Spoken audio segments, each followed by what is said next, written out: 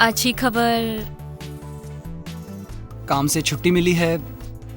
आज सुबह जब मैं लेट था तो मेरे बॉस ने मैसेज करके बताया कि वो भी लेट है। मेरी अच्छी नौकरी होगी तो यही मेरे लिए अच्छी खबर है। नहीं, तुम मेरे पहले पास बोलो। कुछ नहीं बोलने को, तुम पहले बोलो, तुम्हारे पास है। हाल ही में बहुत बुरी खबरें मिली हैं।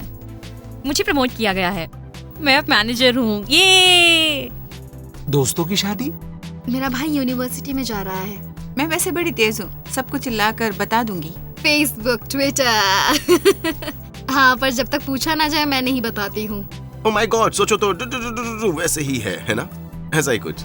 मैं जिनको जानती हूँ उन सबको मैसेज करती हूँ हर वक्त। दोस्तों के साथ खाने के बारे में और क्या। ताकि लोग आपके साथ मना सके, है ना?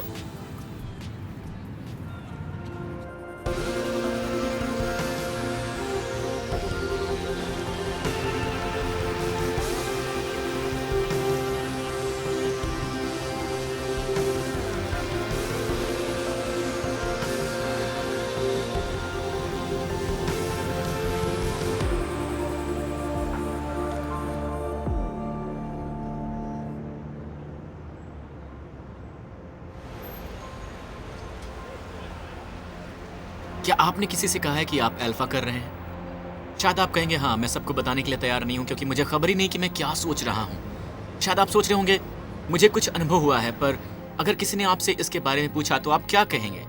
आप इसे कैसे समझाएंगे? आप कैसे बताएंगे उन्हें? और क्या आप ये करना चाहेंगे? और कभी मैं भी इससे संघर्ष करती हूँ। मुझे लोगों से ये कहने में मुश्किल होती है कि मैं चर्च जाती हूँ, और कभी तो अपने विश्वास के बारे में बताने के लिए शर्म महसूस होती है। और मुझे पता नहीं क्यों, शायद मैं चिंता करती हूँ कि लोग सोचेंगे कि मैं थोड़ी सी अजीब हूँ। और कभी तो लोग डर जाते हैं जब आप अपने विश्वास के बारे में बताते हैं। पर बात यह है कि मेरे हृदय में मुझे पता है मुझे किस में विश्वास है। तो मैं इतना क्यों डर रही हूँ? कभी कभी दूसरों को ये बताना मुश्किल क्यों होता है?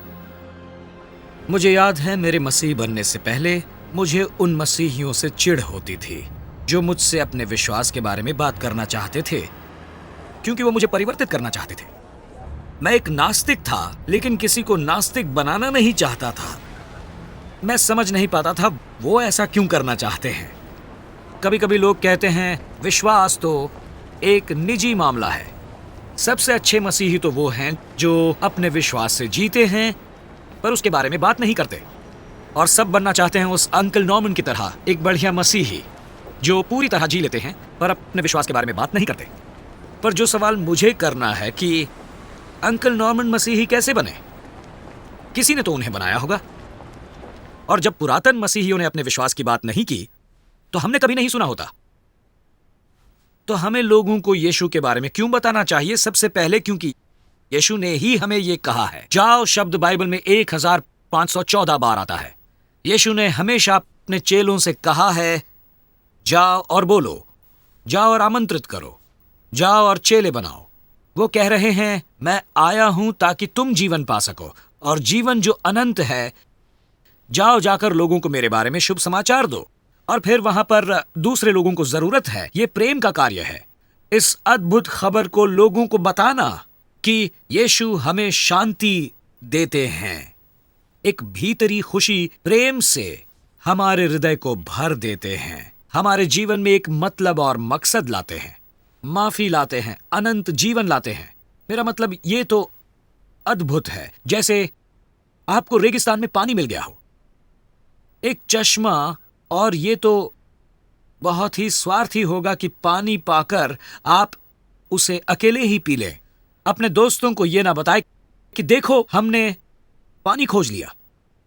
और लोगों को यह बताना स्वाभाविक है कि हमें यीशु मिले हैं। और ये कितनी अच्छी खबर है। ये सुसमाचार शब्द का सही अर्थ है अच्छी खबर। और जब आप अच्छी खबर सुनते हैं, आप दूसरों को बताना चाहते हैं। अच्छी खबर तेजी से फैलती है। शायद तुम्हारा काम था लोगों को बताना। जब हेनरी पैदा हुआ था और मैंने तुम्हें लोगों की एक लिस्ट दी थी जिन्हें बुलाना था। मुझे लगता है तुमने 10 लोगों की लिस्ट दी थी। नहीं, तुमने शायद फेसबुक पर डाल दिया था।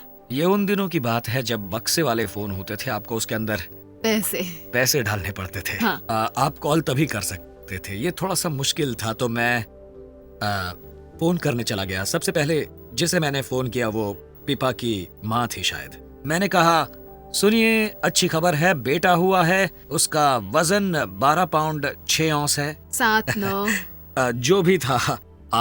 और उस लिस्ट पर दूसरा नाम मेरी माँ का था। तो मैंने अपनी माँ को फोन किया, पर वो इंग्लैंड में थी। फिर मैंने पीपा की बहन को फोन किया और उसने कहा, ओ मैंने सुना तुम्हें बेटा हुआ है, हेनरी नाम सोचा है तुमने, अजीब है। मेरी माँ ने मुझसे कहा था। और फिर मैंने फोन उठाया, अगले को कॉल किया और उसने कहा, हाँ मैंने सुनी है ये खबर। मैं और लोगों को कॉल करता गया, लेकिन किसी ने किसी को फोन करके बता दिया था। वो सब ये खबर जानते थे, एक दूसरे को बताई थी। और जब मैंने अपनी माँ को कॉल किया तो उसने कहा, पीपा की माँ ने मुझे कॉल करके बता दिया था। पीपा की माँ ने पहले ही उससे बात कर ली थी। मैंने पीपा की माँ से ये नहीं कहा था कि आपको इसे सबको बताना है, पर मुझे लगता है ये स्वाभाविक है। जब आप कोई अच्छी खबर सुनते हैं, आप उसे सबको बताते हैं। और पीपा की माँ ने भी शायद वही किया। जब मैंने यीशु का सामना किया तो मुझे लोगों को बताना था। एक सबसे स्वाभाविक चीज थी ये। मुझे लगता है कि लोगों को बताना जिस तरह से मैंने किया वो संवेदनशील नहीं था। और मुझे याद है, मैं यीशु से सामना होने के तुरंत बाद मैं एक पार्टी में गया था और मैंने निश्चय किया था, जो भी पहली व्यक्ति जिससे मैं मिलूंगा, मैं यीशु के बारे में उसे बताऊंगा। और मैं मिला वहां पर इत्तेफाकन पीपा वो पहली व्यक्ति थी जिससे मैं मिला, और वो डांस फ्लोर पर थी। मैंने उनसे ये खबर बताई। मैंने कहा, मैं तुम्हें यीशु के बारे में बताऊंगा। और वो 10 दिनों में, जब मैं एक मसीही था, मैं सुसमाचार प्रचार के एक भाषण में गया। उन्होंने कहा, अगर तुम लोगों को यीशु के बारे में बताना चाहते हो तो पहली चीज जो तुम्हें करनी चाहिए वो ये स्थापित करना होगा कि उस व्यक्ति की ये जरूरत है। तो मैंने सोचा, ठीक है, मुझे ये स्थापित करना होगा कि उसे यीशु की जरूरत है। तो मैंने सोचा, ठीक है, मैं ये स्थापित करता हूं। एक वार्तालाप के साथ मैंने सीधा कहा, हेलो पीपा, तुम बहुत बुरी लग रही हो, तुम्हें यीशु की जरूरत है। ये भी असंवेदनशीलता थी, और मुझे लगता है आप ऐसा करते हैं तो आजकल आपको दुखी होना पड़ता है। मैं असंवेदनशीलता से डर की ओर गया था। यीशु का नाम तक लेने से मैं डरने लगा था। और मुझे लगता है कि मेरे ज्यादातर जीवन में मैं तरीके ढूंढ रहा था जिनसे मैं अपने विश्वास को प्रचार कर सकूं, कुछ इस तरह की जिसमें असंवेदनशीलता और डर ना हो। हमें जानना होगा कि दूसरों को यीशु के बारे में बताना उत्पन्न होता है हमारे और परमेश्वर के बीच के संबंध से, और हमारी अंतःप्रेरणा है प्रेम, परमेश्वर के लिए प्रेम और दूसरे लोगों के लिए प्रेम। और एक तरीका है लोगों को बताना बिना असंवेदनशीलता के, वो है इस दुनिया में उपस्थित होना। यीशु कहते हैं, तुम पृथ्वी के नमक हो, तुम जगत की ज्योति हो। तुम्हारा उजियाला मनुष्यों के सामने उस प्रकार चमके कि वो तुम्हारे भले कामों को देखकर तुम्हारे पिता की जो स्वर्ग में है बड़ाई करें। मेरी बहन की शादी होने वाली थी तो चर्च में वो एक मैरिज प्रिपरेशन कोर्स कर रही थी और उसने कहा, जूलिया क्या तुम मेरे साथ रविवार को चर्च आना चाहोगी? मैं तो जा रही हूँ। और मैंने कुश्ती लड़ी अपने विश्वास के साथ और मैं जवाब ढूंढ रही थी। उन्हें गलत जगहों पर ढूंढ रही थी। मैंने सोचा, हाँ तो पता है क्या, मैं चर्च जाऊंगी। और किसी ने मेरे लिए प्रार्थना की और मुझे एक सच्ची शांति महसूस हुई, जैसे मैं घर आ गई हूँ। और फिर ऐसे हुआ जैसे आने वाले बुधवार से अल्फा शुरू हो रहा था, तो मैं अल्फा में गई। और ये एक तेज तर्रार यात्रा नहीं थी, पर एक हफ्ते दर हफ्ते चलने वाला शक्तिशाली निर्माण, एक पुनर्निर्माण, मेरे विश्वास का पुनर्निर्माण था सच में। और सच कहूँ तो जो भी मैं परमेश्वर के बारे में जानती थी, जो सच था, वो मेरे दिमाग से निकल कर मेरे दिल में गया। कुछ साल पहले मैंने मानवीय व्यापार के बारे में सुना और मुझे इसके बारे में कुछ भी पता नहीं था। पता नहीं था मनुष्यों को खरीदना और बेचना भी एक काम हो सकता है। और मुझे ये भयानक सा एहसास हुआ कि मुझे ये क्यों नहीं पता है। एक पढ़ी लिखी लड़की होने के नाते मुझे इसके बारे में पता क्यों नहीं था। और फिर मैंने बड़े ही दुख से परमेश्वर से कहा, ठीक है, मैं इसमें आपकी कैसे सेवा करूं, मैं कैसे कुछ फर्क ला सकती हूं। कहानी लंबी है, पर मैंने एक दल इकट्ठा किया और हम बनना चाहते थे सबसे तेज़ महिलाएं जो अटलांटिक महासागर के पार नाव चलाएं, अटलांटिक के गुलामों का रास्ता ढूंढने के लिए। और हम कोशिश करें आवाज़ बनने के लिए जिनकी आज आवाज़ नहीं थी। हम बाकी 97 दलों के साथ एक रेस में थे। हमारा ही पूरा महिलाओं का दल था और हम 50 फीट ऊंचे लहरों में चल पड़े, बिल्कुल बड़े बड़े घरों की जैसी थी वो सारी नाव। हमें पता होता क्या होने वाला है तो शायद हम सब भाग जाते।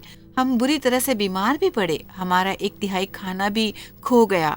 जो गड़बड़ी होनी थी वो सब हुई, जो टूटना था वो सब टूट गया। शारीरिक थकान, 12-12 घंटे नाव चलाना, 2 घंटे बंद करना, फिर आराम करना, बहुत मुश्किल था सब कुछ। पर 3000 मील का मानसिक संघर्ष बहुत ज्यादा था। और मैं सोचती हूँ कि अगर मेरे पास नाव चलाने की वजह ना होती तो मैंने ये सब छोड़ दिया होता। ये तो वो नहीं है जैसे कि बस एक नाव चलाना। ये जीवन का एक पूरा संघर्ष है, कार्य है जिससे मैं जुड़ी हूँ। और ये एक मैराथन है, कोई स्प्रिंट नहीं है। और कुछ अच्छा है, कुछ बुरा भी है। मुझे अक्सर विलियम विल्बरफोर्स की याद आती है, मेरा सच्चा हीरो, और जिसने करीब 45 सालों तक और जिसने कभी हार नहीं मानी। वो बस लगा रहा इतनी हार और चुनौतियों के बाद भी। लेकिन जब उनकी मृत्यु हुई उसके ठीक 3 दिन पहले एक बिल पारित किया गया, abolition of the slave trade bill, parliament ने पारित किया। कितनी बार मैं सोचती हूँ मैं कितनी ज्यादा संतुष्ट महसूस कर रही थी। मैं सोचती हूँ कि साहस और उस धीरज के बारे में जो उन पर था और उनके उदाहरण से हम कितना कुछ सीख सकते हैं और ले सकते हैं। और मुझे लगता है कि मैंने थोड़ा सा उसे स्थापित किया है उन हफ्तों से जब मैं सागर में थी। और जब इस सब के बाद हमने स्थापित किया स्पोर्ट फॉर फ्रीडम, हमारी संस्था, जिसे हम अब सीधे यूके के मानवीय व्यापार से पीड़ित लोगों का पुनर्वसन करते हैं। हमने जो किया उससे लोगों के जीवन में सच में एक बड़ा फर्क आ गया है। और ये कहानी अब लोग सुनाते हैं। सब कुछ नहीं कर सकते, पर देखो हम क्या करते हैं और क्या कर सकते हैं। हम सबको कुछ ना कुछ करना चाहिए और हमारा कुछ ना कुछ एक साथ फर्क ला सकता है।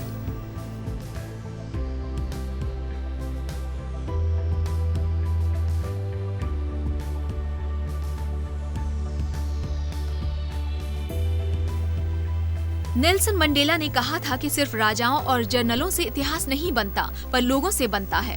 यीशु चाहते हैं कि हमारा असर दूर दराज तक हो, और ये करने के लिए हमें वहाँ बाहर दुनिया में होना चाहिए और उससे दूर नहीं जाना चाहिए।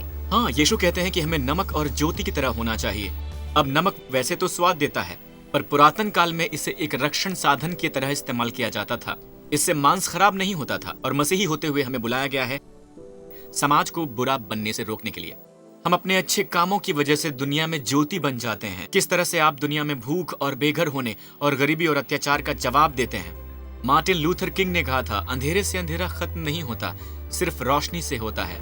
नफरत से नफरत हट नहीं सकती, सिर्फ प्रेम से ही हट सकती है। और हमें वहाँ पर जाने के लिए बुलाया गया है, हमारी काम की जगह पर, हमारे समाज में नमक और रोशनी होकर, हर एक के साथ नम्र व्यवहार करके। हमारा जीवन बहुत कुछ बताता है। मेरा नाम यूगो मोनिया है। मैं एक पूर्व रग्बी खिलाड़ी हूँ।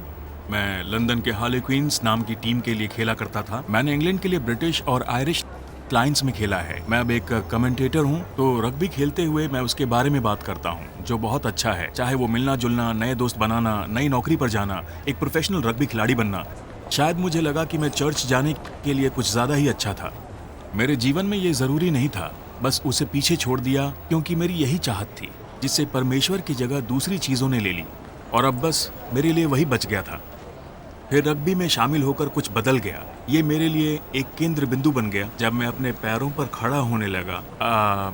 अजीब बात है, हर गेम से पहले कुछ लोग तौर तरीकों के बारे में बोलते हैं। कुछ लड़के बायां सॉक पहले पहनते हैं, कुछ चेंजिंग रूम से सबसे आखिर में निकलते हैं। पर मेरे लिए रग्बी खेलने से पहले एक चीज जरूरी थी, वो था फोन पर प्रार्थना करना। मेरे लिए वो पल किसी भी तरह की ट्रेनिंग से बहुत ज्यादा जरूरी था। फिर हमारा एक बहुत बड़ा गेम था लंदन वॉस्प्स के खिलाफ। वो बहुत बड़े प्रतिद्वंदी हैं। हमारे लिए एक बड़ा मैच था और मैंने शर्ट के नीचे एक संदेश लिखा था। तब मैंने अपना सबसे बेहतरीन स्कोर किया था अपनी टीम हार्लेक्विंस के लिए। मैंने ऐसा पहले कभी नहीं खेला। मैंने अपनी शर्ट को ऊपर उठाया और संदेश दिखाया, धन्यवाद यीशु। किसी ने भी संदेश नहीं देखा, जो लोग मेरे सामने थे, जो भीड़ में थे, उनके अलावा मेरी टीम ने भी नहीं। शायद मंगलवार बुधवार तक नहीं, जब तक प्रेस में कुछ तस्वीरें आईं और इंटरनेट पर भी। लोग कहने लगे, यूगो ये तुम्हें क्या हो गया? उन्हें कुछ समझ में नहीं आया। कुछ लोगों को चिंता थी। उन्होंने कहा, सब ठीक है ना? मेरा मतलब, तुम्हें यीशु की जरूरत क्यों है? मेरा मतलब, इसका क्या मतलब है? तुम लोग किसी गुट का हिस्सा बन गए हो क्या? और वो सब कुछ अजीब से सवाल करने लगे। पर मुझे खुशी है कि ये एक मुद्दा बन गया और ये एक अच्छी बात थी और फिर मैं उनसे बात करना शुरू कर सकता था, जैसे कि मैंने ये क्यों किया और मुझे क्या महसूस होता है। और मेरे लिए ये सबसे बढ़िया खबर है। मैं चाहता था पूरी दुनिया इसके बारे में जाने। मैं इसके बारे में लोगों से बांटना चाहता था, थोपना नहीं चाहता था, बस लोगों को खुशखबरी बांटना था। मुझे चर्च जाना पसंद है, मैं अपने परमेश्वर से प्रेम करता हूँ, उन्होंने मेरे लिए ये किया है। अगर आप इसका हिस्सा बनना चाहते हैं, जो भी हो, पर एक सीधी बातचीत करनी है। अगर लोग आप पर भरोसा ना कर सकें और आपके अंदर सच्चाई को ना दिख सकें, तो शायद उन्हें भी एक इसका टुकड़ा चाहिए। मैं कमेंट्री करता हूं तो रग्बी के बारे में बात करता हूं, और जब कमेंट्री करता हूं तो मुझे एक बात पता है कि मुझे इसके बारे में उत्साहित होना है, क्योंकि मैं घर के लोगों से बात कर रहा हूं। और मसीही के विश्वास के साथ भी ऐसा ही है। जब मैं अपने मसीही विश्वास के बारे में बात करता हूं और अगर मैं कहूं कि ये कैसा है, बुरा तो नहीं है, पर पता है ये अच्छी चाय देते हैं और संदेश आमतौर पर अच्छा होता है। कोई भी चर्च नहीं आने वाला है, पर अगर मैं उत्साहित हो जाता हूं तो वो भी उत्साहित होंगे। वो समझना चाहेंगे, वो उसे अपने लिए पाना चाहेंगे। और हाँ, उसके बारे में सच्चे बनो, ईमानदार बनो, अपने अनुभवों के बारे में बताओ, किसी पर इल्जाम मत लगाओ। और अगर आप उत्साहित हैं तो उन्हें बताओ कि आप उत्साहित हैं। दुनिया में ज्योति बनना सिर्फ हमारे जीवन शैली के बारे में नहीं है, पर इसमें शामिल है हमारे शब्द जो हम कहते हैं, और हमारे परिवार और हमारे दोस्त और साथ काम करने वाले कभी न कभी हमारे विश्वास के बारे में सवाल करेंगे। तो जब हमें हमारे विश्वास के बारे में बात करने का मौका मिलता है, हम इसे कैसे करेंगे? तो प्रेरित पौलुस थिस्सलुनीका गए और कहा गया है कि उन्होंने सोचा, उन्होंने समझाया, उन्होंने वचन से साबित किया कि मसीह को दुख उठाने पड़े थे और फिर जी उठना था, और कुछ यहूदी मान गए थे। उन्होंने उन पर विश्वास किया था। हमें हमेशा पता नहीं होता कि हम लोगों के सवालों का जवाब कैसे दें, पर हम अक्सर जवाब ढूंढ सकते हैं या उन्हें सही दिशा दिखा सकते हैं। अब समझाने और दबाव डालने में फर्क होता है। कुछ लोग तो भाग जाएंगे अगर उन पर कुछ करने का दबाव डाला जाए, पर दबाव का असर समझाने से विपरीत होता है। इन दोनों में बहुत अंतर होता है। पौलुस कहते हैं कि हम लोगों को मनाने की कोशिश में लगे रहते हैं, क्योंकि ये एक अच्छी खबर के बारे में है, और पुराने जमाने में भी लोग इसी तरह की चीजें किया करते थे। प्रेरित पतरस कहते हैं कि हमेशा तैयार रहो जवाब देने के लिए उनको जो तुम्हें तुम्हारी उम्मीद के बारे में पूछते हैं, पर इसे नम्रता और आदर के साथ करना चाहिए। और जवाब देने की तैयारी के साथ हमें लोगों को सुनने के लिए भी तैयार रहना है। ये समझना कि वो कहां से आ रहे हैं और उनके सुझावों और मूल्यों का आदर करना होगा। दूसरों को बताने का हृदय पाना है, यीशु के बारे में खुश खबर की घोषणा करना। ये लोगों को यीशु के बारे में बताना है, और अल्फा पर हम यही करने की कोशिश कर रहे हैं। अनगिनत तरीके हैं वैसे भी जिस पर से आप ये कर सकते हैं, और नए नियम में इसके कई अलग तरीके बताए गए हैं। एक तरीका जो बहुत ही आसान है, कहो आओ और देखो। यही यीशु ने कहा था।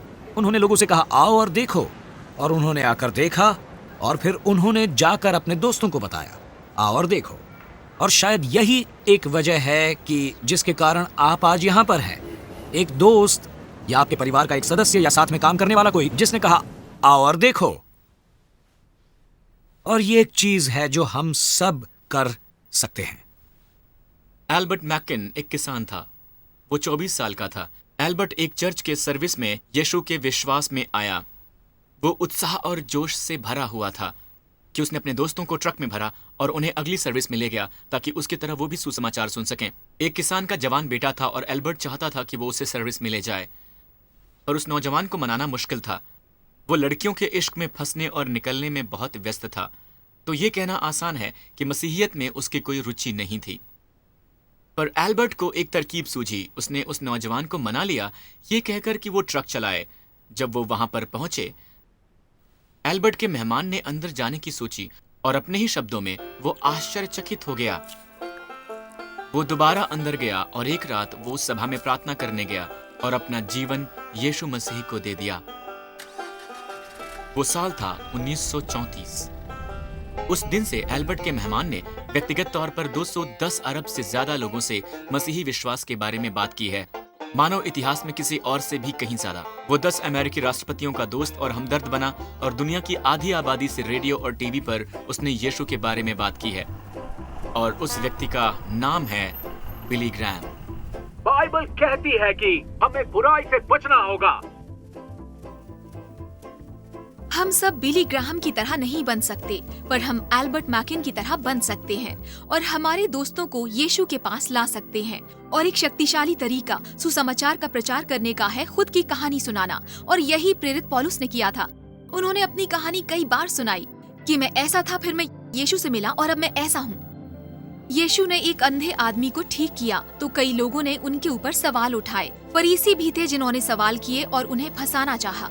अंधे आदमी को पता नहीं था कि उनके सवालों का क्या जवाब दिया जाए, तो उसने कहा, एक बात जो मुझे पता है, मैं अंधा था पर अब मैं देख सकता हूँ। इससे बहस करना मुश्किल है। लोग मसीहियत की मान्यताओं पर बहस कर सकते हैं, पर वो आपकी कहानी से बहस नहीं कर सकते। नए नियम में सुसमाचार की घोषणा के साथ अक्सर एक प्रयोग होता है परमेश्वर की शक्ति का। प्रेरित पौलुस ने लिखा था, हमारा सुसमाचार तुम्हारे पास न केवल मात्र शब्दों में ही है, अपितु सामर्थ और पवित्र आत्मा में है। ये सिर्फ शब्दों के बारे में नहीं है या बौद्धिक बहस के बारे में, ये पवित्र आत्मा के अनुभव के बारे में है। और ये मेरे लिए सच था जब मैंने पहली बार पवित्र आत्मा की शक्ति का सामना किया। मैंने वो अनुभव किया जो पौलुस कहता है। वो कहता है, पवित्र आत्मा जो हमें दिया गया है, उसके द्वारा परमेश्वर का प्रेम हमारे मन में डाला गया है। आखिर में हम लोगों के हृदयों को नहीं बदल सकते, सिर्फ परमेश्वर ही कर सकते हैं। तो जब दूसरों को बताना है तो ये प्रार्थना जरूरी है। प्रेरित पौलुस ने रोमियो को लिखी अपनी पत्री में लिखा है, मेरे हृदय की चाह और परमेश्वर से प्रार्थना है कि वो बचा लिए जाएं। और कई लोग यही पाते हैं जब वो यीशु के साथ विश्वास करने लगते हैं कि कोई उनके लिए प्रार्थना कर रहा है, शायद परिवार का कोई सदस्य या गॉड पेरेंट या एक दोस्त।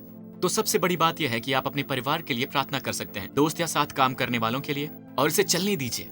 हम पूरे जीवन में विश्वास कर सकते हैं कि परमेश्वर उनके जीवन में काम करते रहेंगे। मेरे माता पिता बहुत झगड़ा करते थे और मैं बहुत उदास सा महसूस करती थी। मैं अपने माता पिता के लिए प्रार्थना करती। मुझे याद है एक बार मैं परमेश्वर से पूछ रही थी, इसे इतनी देर क्यों लग रही है।